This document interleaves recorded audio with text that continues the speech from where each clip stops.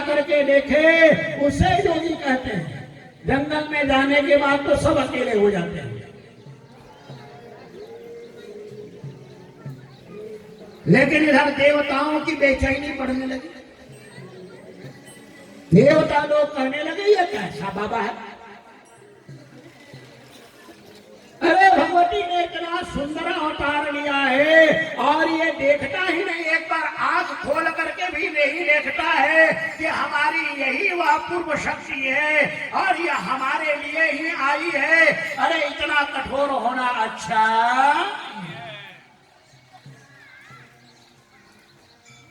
अब महाराज इंद्र ने कामदेव को बुलाया और कामदेव को कहने लगे भैया एक बड़ा भारी काम है, करोगे?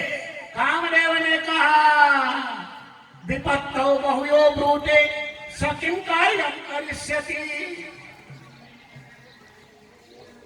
विपत्ति आने के बाद जो नाना प्रकार का राय देने लगता है ना, तुमने पहले याद नहीं किया, तुमने ये बात पहले नहीं बताई, तुमने पहले मुझे नहीं कहा, अरे ये सब केवल बहाना होता है। मित्र वह है जो संकट आने पर पहले संकट को हटाता है, बात बाद में पूछता है। इंद्र ने कहा कि कामदेव जी ये कोई काम सामान्य नहीं है, बड़ा रिस्की काम है, रिस्क लेना है। कामदेव ने कहा ऐसा दुनिया में कौन है जिसको मैं भ्रष्ट न कर दूं? अरे महाराज आप से लेकर के ब्रह्मा विष्णु अग्नि वरुण इंद्र कुबेर सबको मैं मोह में डाल देता हूँ। बोले सबको मोह में डाल तो देता है, लेकिन एक बाबा है, यदि उसे तू मोहित करके दिखा तो तेरी काम शक्ति हम समझ जाएंगे।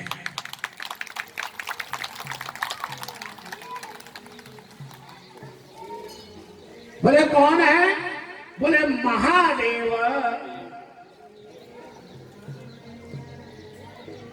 कालिदास ने इतना सुंदर वर्णन किया है कि जब कामदेव अपने दल बल वसंत मारा रति और धनुष बाण लेकर के वहां पहुंचा मारा, तो उस कामदेव ने भगवान शंकर का कैसा दर्शन किया। कुमार संभव एक काव्य है कालिदास का, वो पढ़ना चाहिए। सदेव दारु द्रुम वेदिकायां शार्दूल चर्मा व्यवधानवत्यां। सदेव दारु द्रुम वेदिकायां शार्दूल चर्मा व्यवधानवत्यां। आसीनमासन्न शरीर पात त्रयंबकं संयमिनं ददर्श। कामदेव ने कैसे भगवान शंकर का दर्शन किया? तो सदैव दारु द्रुम वेदिकायां, देवदारू पेड़ के नीचे एक बड़ी भारी वहां पर आसन लगा हुआ था। उस आसन के ऊपर शार्दूल का चर्म, बाघ का चर्म बिछा हुआ था। शार्दूल चर्म व्यवधानवत्याम, और उस शार्दूल के चमड़े के ऊपर भगवान शंकर एकाग्र होकर के और योग समाधि लगा करके बैठे हुए थे। आसीन्न मासन्न शरीर पाप। कैसे है भगवान शंकर? तो यहाँ भगवान शंकर को कहा कि भगवान शंकर त्रयंबक। त्रयंबक मतलब तीन आंख वाले। हम सब दो आंख वाले हैं और भगवान शंकर तीन आंख वाले हैं। ऐसे तो भगवान शंकर ने आपको भी तीन आंख वाला बनाया है, लेकिन आपकी तीसरी आंख ढकी रहती है। जो विवेक वाली आंख है ना, वही भगवान शंकर की तीसरी आंख है। भगवान शंकर की यह आंख सबके पास है। आसीन मासंग शरीर पाता त्र्यंबकम संयमियम ददर्शा। जिसका शरीर अभी गिरने वाला है, जिसका शरीर अभी भस्म होने वाला है, ऐसे कामदेव ने संयमी योगी राज भगवान शंकर का दर्शन किया। वो शंकर भगवान हर हर। अब कामदेव ने बड़ा उद्योग किया महाराज, बड़ा यत्न किया, जैसे अपने धनुष के ऊपर बाण लगाया तो भगवान शंकर उस समय बिल्कुल सावधान होकर के ध्यान कर रहे थे। उसी समय भगवती आई, भगवती ने उनके शरीर का मार्जन किया, पूजन किया, और पूजन करके भगवती वहीं पर बैठ करके और सुंदर गीत गाने लगी। अब कामदेव ने कहा यही अवसर है, यही अवसर है कि इस समय शंकर को मैं हर्षित कर दूं। तो कहीं कहीं लोग सीधे सीधे वर्णन कर देते हैं कि कामदेव ने अपना 5वां बाण चला दिया।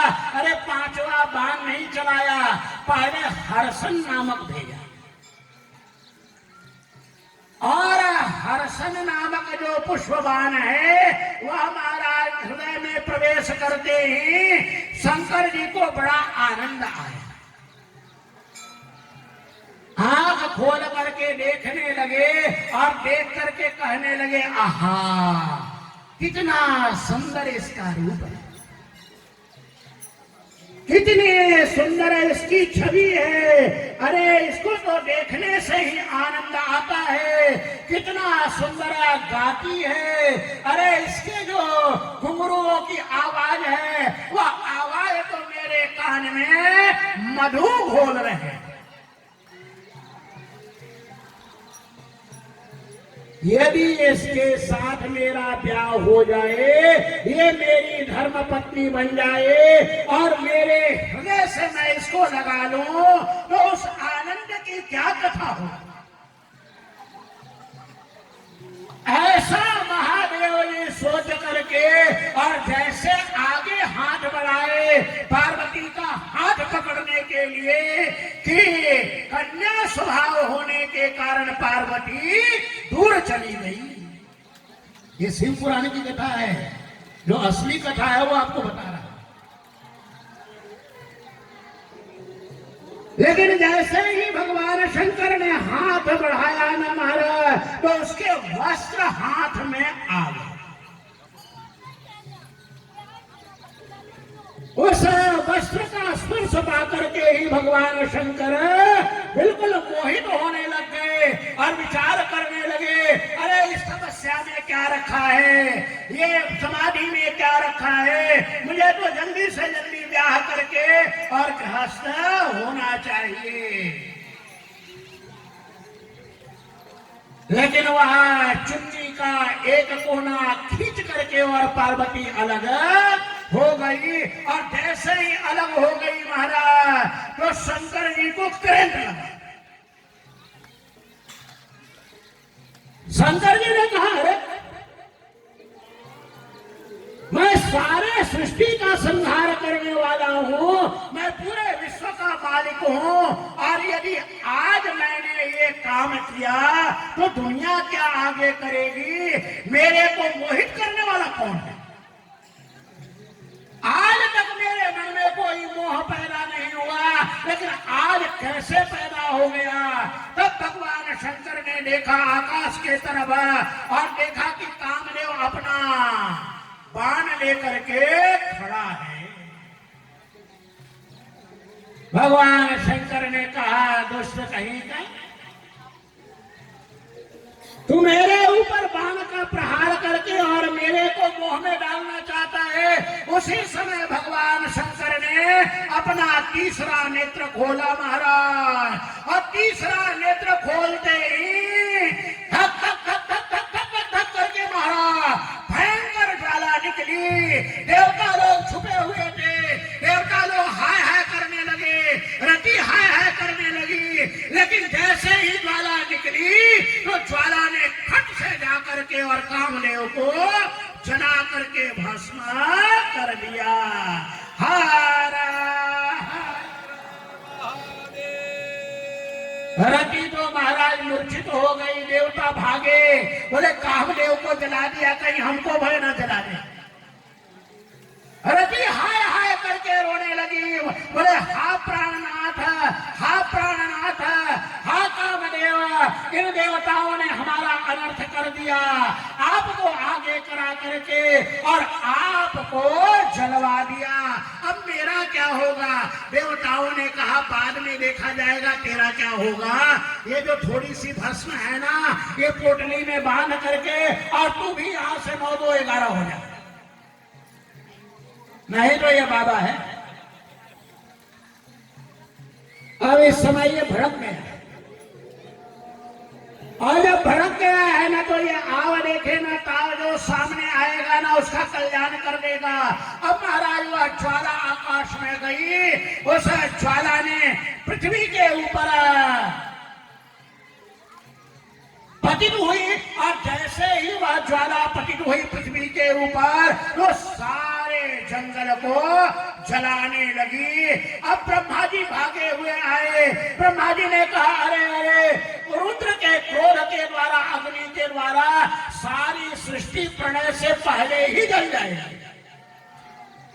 तब आकर के ब्रह्मा जी ने उस अग्नि को घोड़ा बनाया, वहां घोड़ी वर्णन है, बड़वा,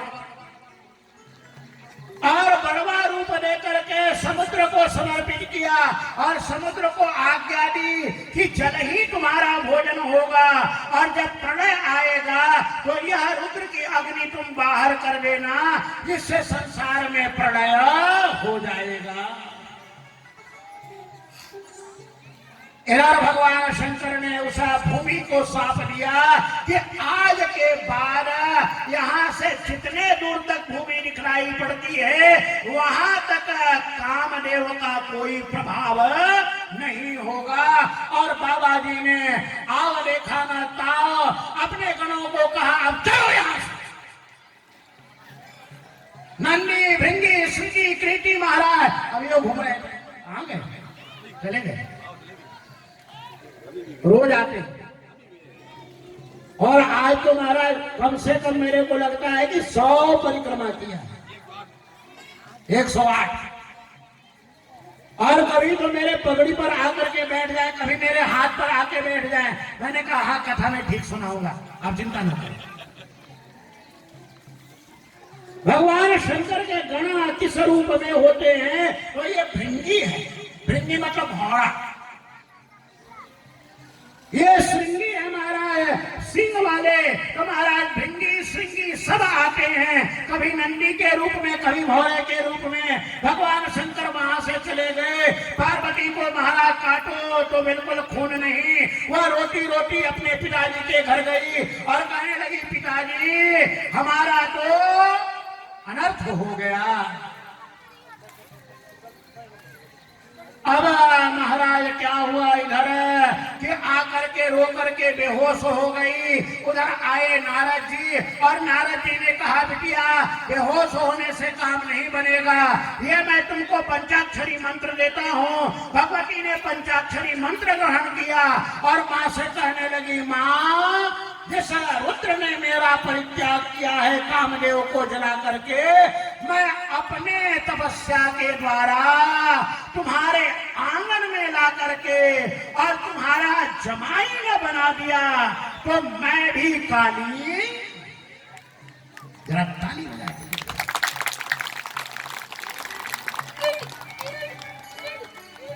और इधर महाराज भगवती ने तपस्या प्रारंभ की भगवान शंकर के वह स्थान को देखते हुए। माता ने बहुत मना किया, अरे ऐसी मत कर, ऐसी मत कर।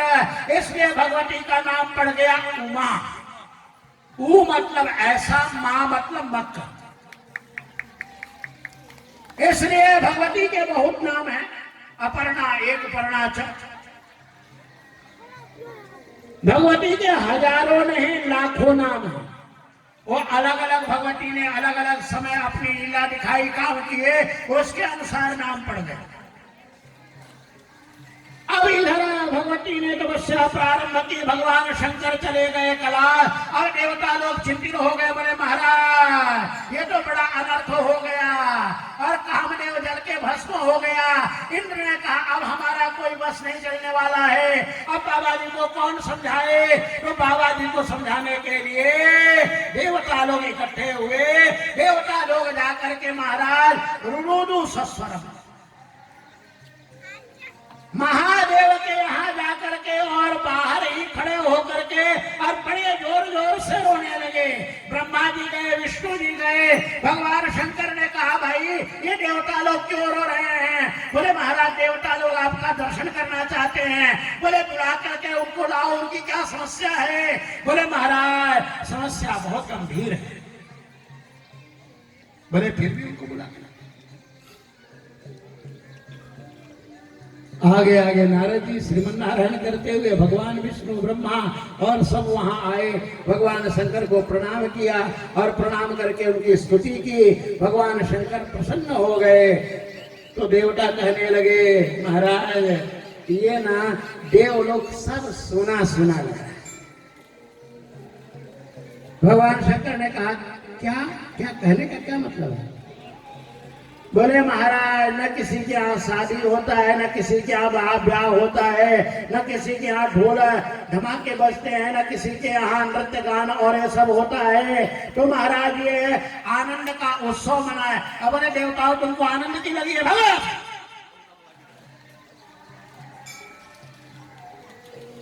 बोले महाराज हम सब का तो ब्याह हो गया है, आप ही केवल अकेले हो।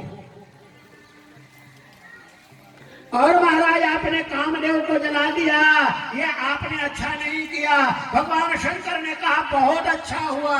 ये कामदेव ना सारे योगियों को भ्रष्ट करने के लिए घूमते रहता था, इसको मैंने जला के शांत कर दिया है। आज के बाद सब लोग निष्काम होकर के और भगवान की आराधना किया करेंगे। बोले महाराज आपके लिए तो ठीक है, लेकिन हमारे गृहस्थ के अंदर कोई रस आने वाला नहीं है। तब भगवान शंकर को बहुत प्रकार से मनाया। आगे विष्णु जी आए। विष्णु जी ने कहा महाराज हमारी बात रख लो।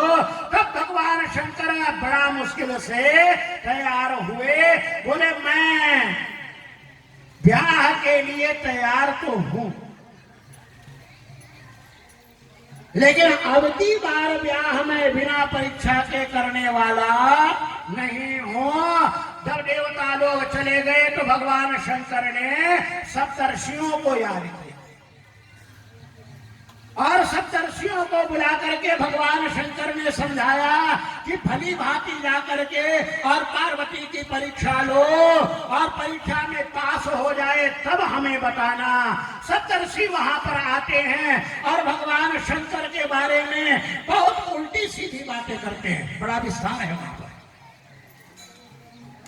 पार्वती को महाराज खूब जोर लगाते हैं सातों ऋषि और कई प्रकार से समझाते हैं। अरे तुम कहाँ राजा की बेटी और वह कहाँ भीख मांगने वाला, कहाँ तुम महलों में रहने वाली, कहाँ वो शमशान में रहने वाला, कहाँ तुम सुंदर चूड़ा धारण करने वाली, कहाँ वो जटाजूट धारण करने वाला। अरे तुम तो इतने महंगे महंगे क्रीम पाउडर स्नो लगाने वाली और उस मदारी के यहाँ जाओगी तो वहां तो एक कटोरा राख रख देगा, लगाओ बने से। अरे कहाँ तुम चंदन लगाने वाली और कहाँ वह चिता का भस्म लगाने वाला। अरे पहले भी उसका ब्याह हुआ था, लेकिन पहला ब्याह वह संभाल न पाया। बोले कैसे महाराज। बोले दक्ष प्रजापति ने अपनी कन्या दे दी थी उसको ब्रह्मा जी के कहने, लेकिन बेचारी को अगल बगल से चारों तरफ से रोज व्यंग सुनने को मिलता था। कोई पूछता था आजकल कुछ काम धंधा करेगी नहीं, कोई पूछता था आजकल मकान बन गया कि नहीं, कोई पूछता था अरे कोई वाहन ले लिया नहीं, कि मांग करके ही काम चलता है। तो रोज महाराज व्यंग सुनते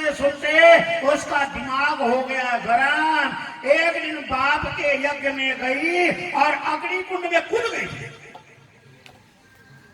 अरे पहली वाली का निर्वाह नहीं करा तो तुम्हारा क्या निर्वाह करेगा। अब भगवती हंसने लगी और कहने लगी, अरे ऋषियों ऐसी कथा नहीं है, वो कथा मैं जानती हूँ कैसी है, हमें समझाने की जरूरत नहीं। तो फिर ऋषि लोग कहने लगे, तुम्हारा गुरु कौन है?